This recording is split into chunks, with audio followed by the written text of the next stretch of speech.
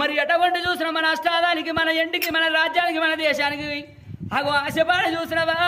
కోటోడు 10 మంది పెద్ద మనుషులు తీసుకొచ్చిండు లేని నిందలు పెట్టిన నా కొడుక కళ్యాణ మహారాజా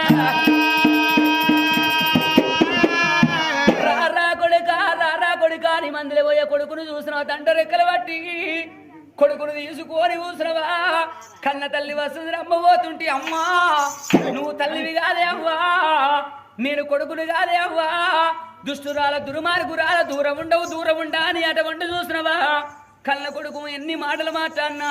పెక్క చూసినవా ఎల్లమ్మ గర్భాన పరశురాముడు పుట్టి కళ్యాణ రాజా కొడుకు